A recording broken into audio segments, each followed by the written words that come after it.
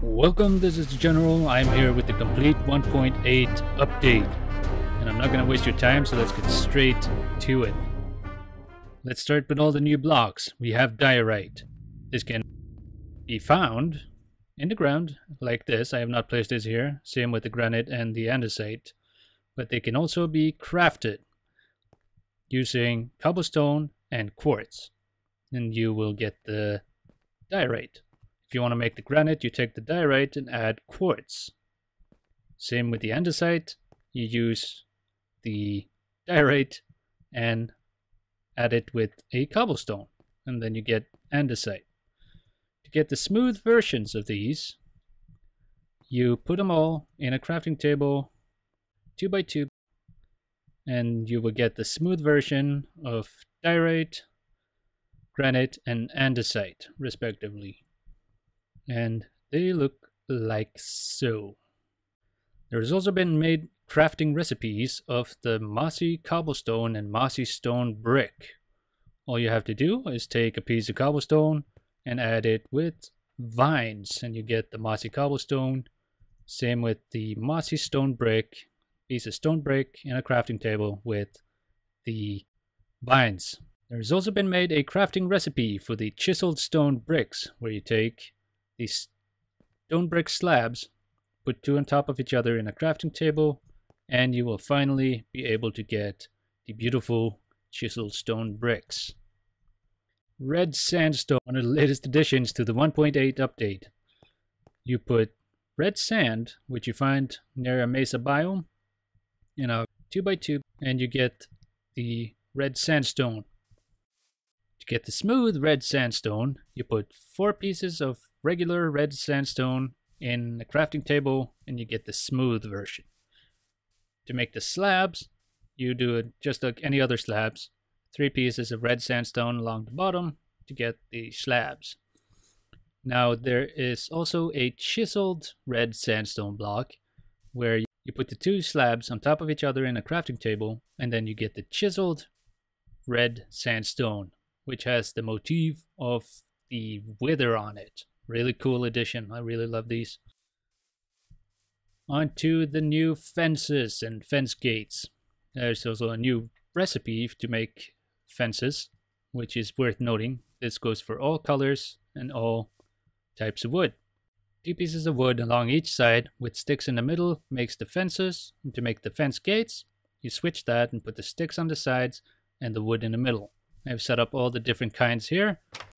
All the different colors connect together perfectly and you can use them with each other. I don't know if this here is a bug or not, but if you place the fence gates sideways next to a fence, they will appear to connect on the fence part, but the fence gate is not connected. Kind of a weird little feature. Moving on, the new doors. It works exactly the same as before. You put 6 pieces of wood, in a crafting table, and you make the door.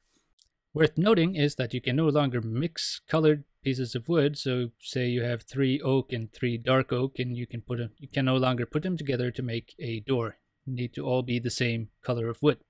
So you have all the spruce, birch, jungle, acacia, dark oak, and the oak and iron doors are still the same look. You can now also craft slime blocks by putting 9 slime balls in a crafting table, and then you create the slime blocks, which you will be able to bounce on. Pretty cool feature. Coarse dirt has been added. It's a slightly darker kind of dirt with the same texture but more black tones in it. You can craft this by putting dirt and gravel together in a cross pattern 2x2 grid in the crafting table. Coarse dirt would also replace the grassless dirt, which you'll find in the Mega Taiga, Mesa, and Savanna biomes. New in this update is also the iron trap door, where you can see the recipe here, as opposed to the wooden one where you have 6 pieces of wood. You only need 4 pieces of iron in a 2x2 grid, and you will get the iron trap door. An addition that people will have a lot of fun with is the armor stand. You need 6 sticks and a stone slab. The crafting recipe is as such. The armor stand you can dress up with all your armor and even heads that you collect in the game. They can be placed, as you see, in different orientations, 8 in total, just like signs. Here I've shown that they actually acted as entities, so you can drive them along in a minecart. As you see, they also function with the activation rail. Banners has also been a big addition to this new 1.8 update, and the crafting recipe is as such: 6 pieces of wool and a stick, just like a sign but with wool. You can craft the base color in all the 16 different wool colors. I have a tutorial for banners itself, which I will leave an annotation for right here. And we'll move on. There's been a change to how the swamp biome is created at sea level, where there is a finer mix between water and grass, and in between you see the lily pads and grass, which is a nice little feature, a nice little change to how the swamps look. A new mob has been added, and as you can see right here is a rabbit. Isn't he cute? Super cute little rabbit. You're slightly in my way. A rabbit, you can spawn with the spawn eggs, and you can have all kinds of different colored rabbits. Here I have a whole bunch of them, probably way too many. When killed, they will drop rabbit hide, raw rabbit, or a rabbit's foot. The rabbit hide can be used in a crafting table to make leather. You need 4 of them in a grid like so, and you get leather. You can also cook the raw rabbit to make cooked rabbit, which will heal for 3 hearts. Rabbit stew has also been added. This is the crafting recipe: a bowl at the bottom, a cooked potato, a carrot, any kind of mushroom, and cooked rabbit. This will heal for 5 hearts and is now the food in Minecraft that will heal you the most. When the rabbit also drops a rabbit's foot, you can use it in a brewing stand to make the potion of leaping, which also can be made into potion of leaping, jump boost 2, and splash potion. Let's see what kind of effect this gives. As you can tell, it gives you the same jump boost as a beacon would. Pretty cool. There's also a 1 in 1,000 chance that when you spawn a rabbit in, it will be spawned as a killer rabbit. You can also summon it in using the command I have on my screen right here. Let's see what happens. The killer bunny. Well, that's a fierce guy. Apparently he will do 6 hearts of damage on hard mode, so be careful if you see this guy hanging around. Sheep now also drop food, and they will drop raw mutton, which will heal for 2 hunger points, whereas the cooked mutton will heal for 3 hunger points. Villagers has also had a complete overhaul in this update. They will now grow and plant crops, and the trading system has been overhauled as well. They have more professions, and they will always start with 2 trades. They will also have the similar trade to other villagers of the same profession. There's been a slight change in the village paths, where the gravel now spawns with a piece of cobblestone underneath, which prevents the path from falling into ravines and such. One of the coolest new features of this update is the ocean monuments. Let me use a night vision potion here so we can see what it looks like. There it is. They will spawn in the ocean, and they will have a new mob called Guardians. The Guardians will attack the player and squids using this laser beam coming out of their eye. There's also a treasure inside the ocean monument, but I'll leave it up to you to find out what that is. Because I'm an asshole.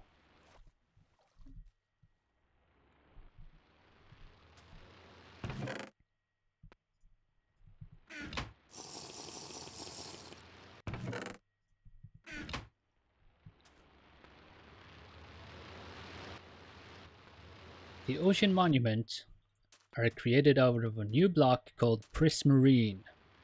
The guardians will also drop these prismarine shards along with the prismarine crystals.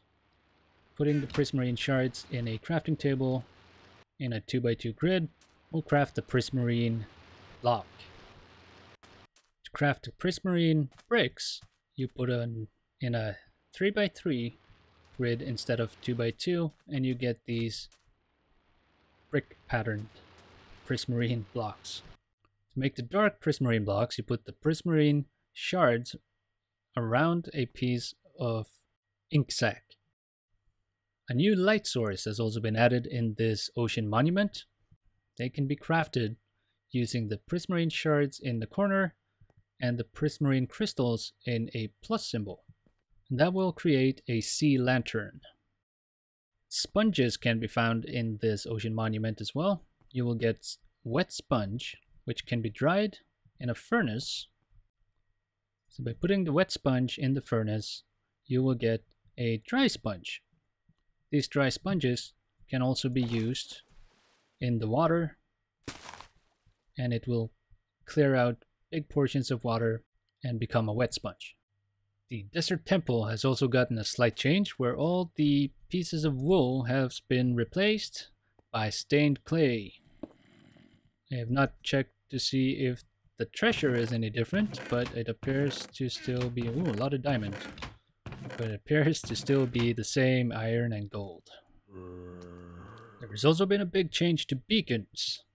As you can see, there's also a little bit of a new texture to it, which is pretty cool. Yeah. But you can now change the color of the beacon by going through a piece of glass. This will also work with glass panes. And if you take two pieces of glass with different colors, they will combine the color. As you see, blue and red makes a purple beam. That's pretty cool. Now if you want to go back to white, just put more white on top and it will revert to the original white color. Using this technique, you can make all sorts of different colored beacons, such as this weird golden color. Yeah! So there have been a few minor changes to buttons. They can now be placed on the ground and on ceilings. It's pretty cool. You can power things by putting buttons on the ground as well as before on the side of blocks. Items in item frames can now be placed in 8 different directions, and they will output a redstone signal based on which way it is pointing. So the length of the signal increases as it rotates. So you can use this to have fancy doors or use it as a lighting option, like this. Very cool. There's also a new barrier block which can be obtained in creative mode by using this command: give player name Minecraft barrier and then the number you want. And when you hold these in your hand, you can see all the barrier blocks that has been placed. And this is good for map makers who want to create invisible walls without resorting to changing the actual blocks.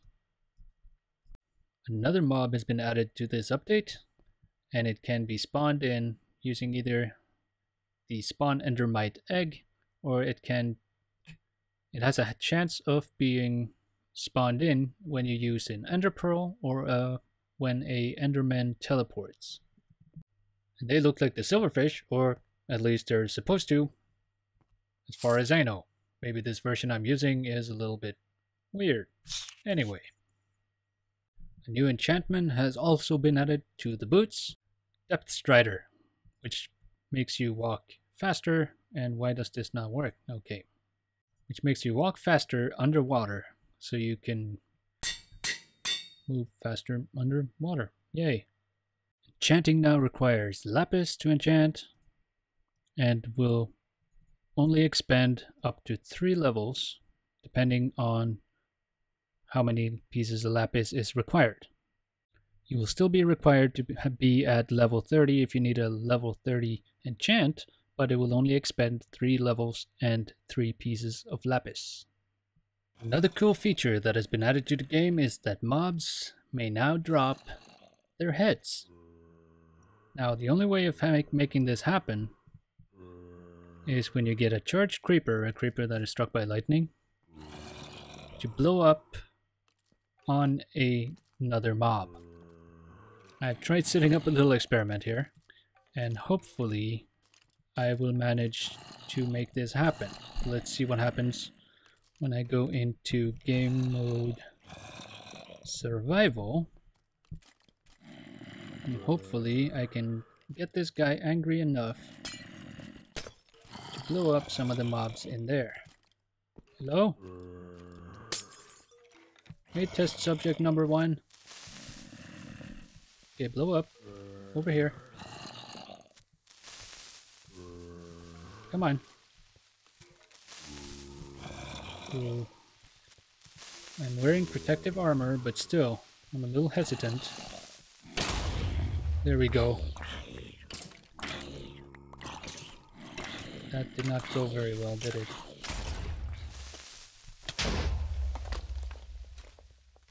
As you can see, that works. And I'm also going to die. There you have it. Proof. You can get a creeper head.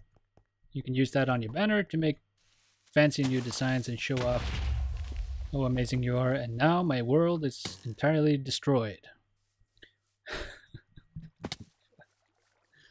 There's been a change in the customization settings, where you can now have an additional layer with sleeves, pants, and hats.